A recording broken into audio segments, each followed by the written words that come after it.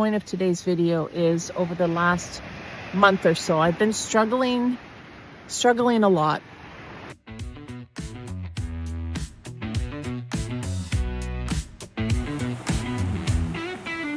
Hey Carnivore Tribe, welcome back to the channel. Have you ever had a moment in your life where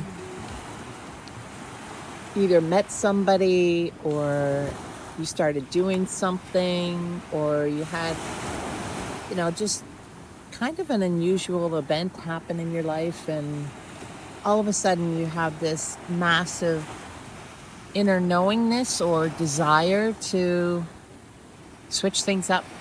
And when you step into that doingness of something different or new, all of a sudden life speeds up, and speeds up in ways you could have never imagined. Well, that's what's happened to me in the past month or so, and I want to talk to you guys about it. Hey guys, excuse my mess, I haven't even done my hair yet.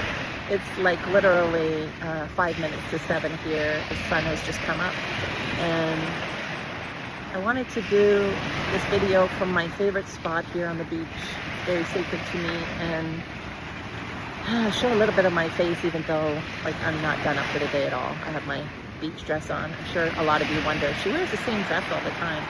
Now I have probably 6 black dresses of these, all in different sizes. And I have blue ones and I have gray ones, but I keep those for going out to switch things up once in a while. Once in a while I wear my black one out, but it's my form-fitted one.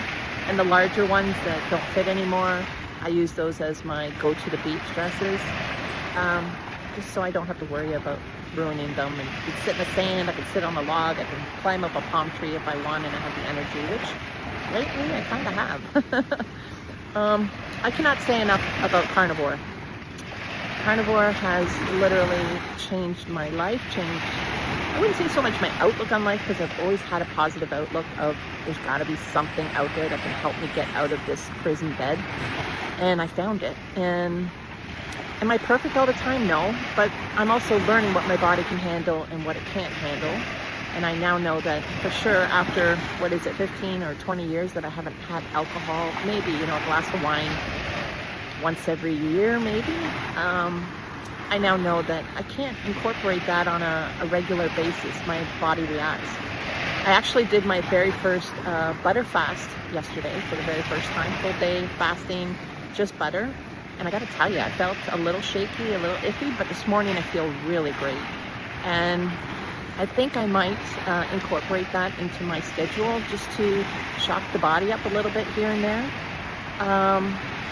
So I might do that maybe once every 2 weeks and just see how my adrenals handle that, and go from there. The best thing we can all do, because we're all each unique in our own way, and I'm learning that more and more, to just listen to our own bodies.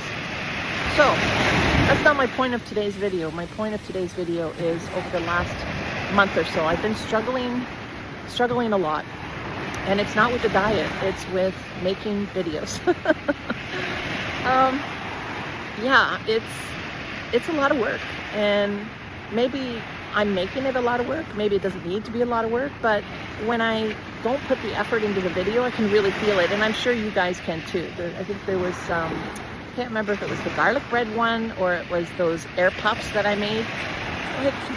I didn't put the effort into it, and I don't feel good when I do that. So I know the perfectionist that I am, I'm gonna have to put more effort into it. And what I struggle with is the fact that, filming the video, planning the video first of all, or trying to plan it, having ideas, then planning, then, editing, filming, editing, editing, and then posting it up on YouTube, and kind of having,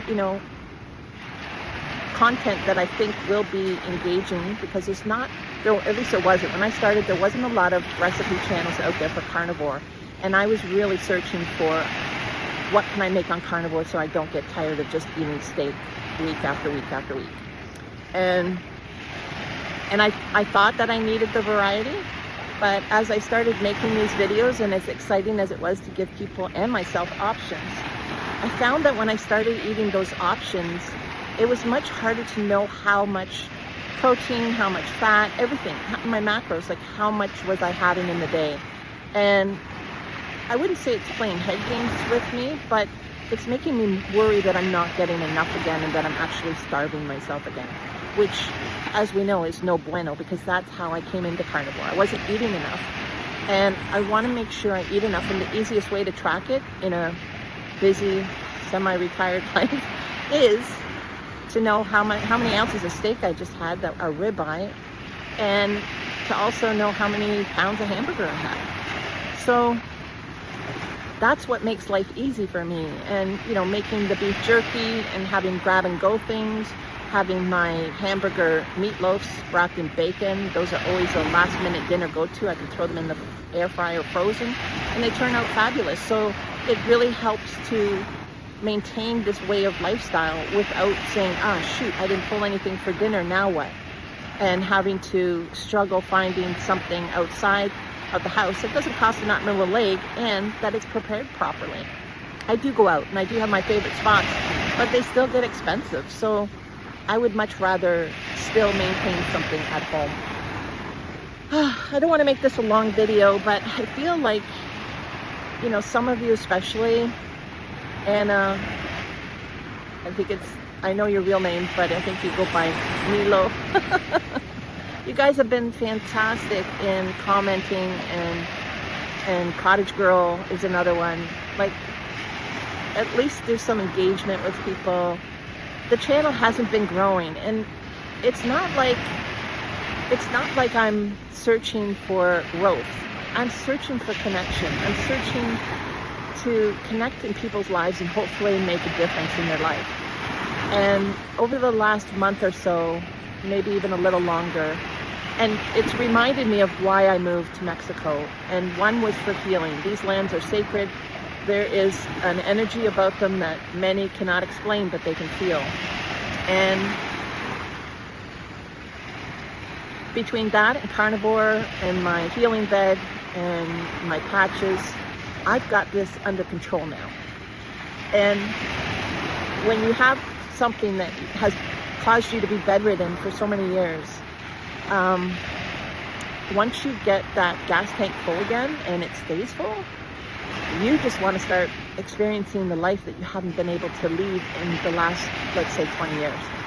And Brenda's back, and Brenda's really full of joy and excitement to start going out, to start meeting community, to start meeting like-minded people. And in doing so, she's being reminded that she has a lot of value to share with people in a very different way than carnivore and YouTube. It might still mean YouTube in the future. I'll have to see, but I really think in today's world, I know it looks terrible right now and there's a lot of fear, but we're going into, I don't even have a word for it, but really beautiful times. And it's going to take a little bit to get over that hump, to finish this race, to push through that finish line. But when we do, we're all going to realize it was so worth it. And in 2012, I'm not sure if I've mentioned this before. I may have in some of my earlier videos talking about my adrenal fatigue. But in 2012, I had a spiritual awakening, a magical, mystical spiritual awakening that changed my relationship with our Creator. And it was the most magical time in my life. And ever since that happened, it lasted for 6 weeks. I ended up writing a book about that awakening, and it was actually a book of poems. I remember when I first handed the draft to my mom to have a read, she's like, "You didn't write this." And that was a typical comment from her, because going through high school, grade school, all of it, she'd always come with her red pen and mark up all my writing and correct it. So English is not one of my strengths. Math and sciences are. That's where I excel. And yeah, I don't know why I'm getting into this, but that 6-week period was such a magical, mystical time. And I feel like I'm in the beginning stages of another one of those events where 6 weeks, I felt like I was going crazy. I felt like everything, like, you know how they talk about this isn't reality and the Matrix and all this? Well, I experienced the realness of another realm, the real realm, I think. And I know this can sound really woo-woo to some people, but once you go through it yourself, you know there is no greater love than the Creator, and you're committed to serving from that point on. And I ended up sick. I couldn't serve, and now I feel like I can, and that serve doesn't feel like it needs to be YouTube. I'm not going to shut down the channel, because if there is anybody who comes across any of my videos and has questions, I want them to be able to reach out, and I want to be able to help them. But it's not going to be my main focus. I'm not going to do weekly videos. I'm going to use this time to get myself out and be amongst people and try to help people that are struggling, that may be going through an awakening, which I think a large majority of the world is right now. And it can be a beautiful thing if people have the right tools to help them. And I don't profess to know it all, but I have firsthand experience of what I went through. And I know in talking to people that it warms their heart, it calms their soul when I talk to them. And I think it's a minor thing that I'm sharing with them of what I did to cope with it and come to the other side of that beautiful experience in the end. And they're breaking down, they're acting like this is a golden nugget that they needed. So that to me feels more like serving, and that's where I'm gonna focus my attention for the next while. Who knows? I'm a woman. I might change my mind in 3 months and come back to carnivore. I'm not stopping carnivore because carnivore has saved my skin. My skin is getting finally better again after that one day out at the beach. And there's also other things that have come up that this is a result of, which is all really good news. And those are some of the things I want to talk about too with people and get them educated on it. I don't know if anyone has talked to you about mind-body connection. That was Louise Hay's in the old days. That's what I followed. But there's some new theories out there too, and I'm just starting to read up on that, and that's German New Medicine. And it just gives a different perspective on dis-ease, and that it's actually a good thing. It's signaling that we are clearing the blockages, the traumas, all of it. Who doesn't have it? And after going to Dr. Joe, I realized that even past relationships that were very traumatic, I thought I had blessed them and released them and walked away and, wishing no harm, all of that. But I realized that subconsciously, I was still holding on to a lot of the pain and the trauma. And a lot of that cleared in Dr. Joe's week-long advanced group. And I don't know what's next for me. And that's the beauty of it, because those 6 weeks, I didn't know either. I just allowed Spirit to basically channel through me and lead the way. And I'm now in this beautiful, beautiful part of the world, and I don't want to continue being focused on a camera and focused on a computer. I want to be out in nature. I want to connect with Mother Earth deeper, and I want to connect with people in the area that are looking for the answers while going through a spiritual awakening. And I hope this doesn't sound conceited. I truly feel I was meant to go through what I went through and how harsh it was, to be able to realize that the things that I figured out on my journey can help so many people. And part of it, because I'm an introvert, scares me, because I don't want to have people, knocking on my door. I need my time to recoup, regenerate. And that was the good thing about YouTube. I can control when I want to work on it, how long I want to work on it for one day, and then not do anything for a day. But my perfectionism is getting to me, and I'm wanting to put more and more energy into the channel to give you guys what you deserve. And I'm realizing that as I do that, I have less and less time to go out and find joy in the real world. And here I did it again, real world. Is it the real world? I don't know. but in the 3D world, let's say. So I'm gonna leave it at that. I'm gonna leave the channel up, and I am always reachable via my email in the description box below.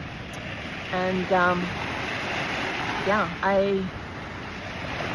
I'm excited, a little nervous.